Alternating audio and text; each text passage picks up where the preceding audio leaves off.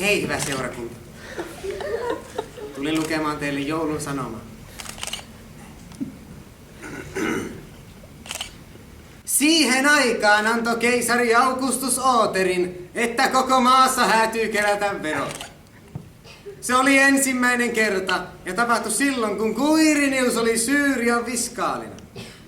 Kaikki meni laittaa nimensä veroluetteloon, jokainen omaan kaupunkiin.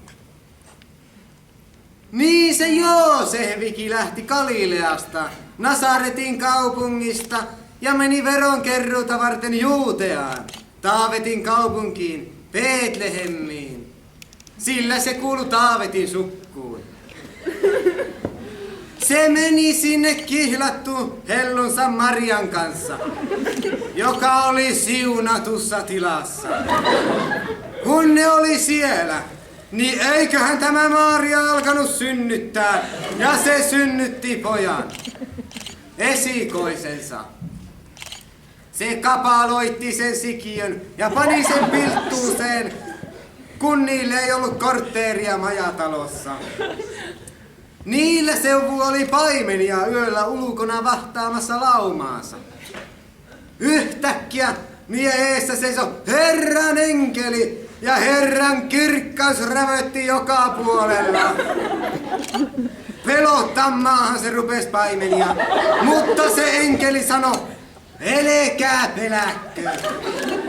Minulla on iloisia uutisia teille ja koko sakille. Tänään on teille Taavetin kaupungissa syntynyt vapauttaja. Se on Ristus, Herra. Pankaapa tämä korvantaan. Te löydätte lapsen, joka makkaa kapaloisassa pilttuussa.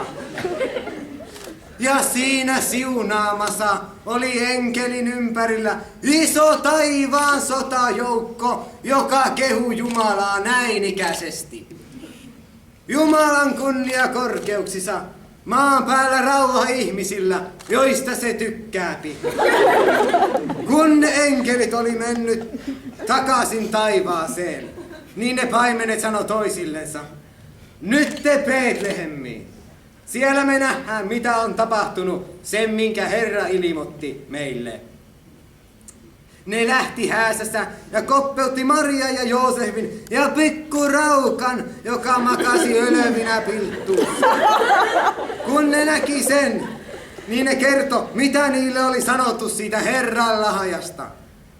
Kaikki, jotka kuuli, mitä ne paimenet sanoi, alkoivat lointelemaan, että jo on ihme. Vaan se Maria pani takitilleen muistiinsa kaikki, mitä oli sanottu, ja vunteerasi sitä. Paimenet lähti takaisin ja kiitteli ja kehui Jumalaa päntiönnään siitä, mitä ne oli kuullut ja nähnyt. Kaikki oli justiinsa niin kuin niille oli sanottu. Ja sitten lopuksi lauletaan virrestä 21, 2 ensimmäistä säkeistä.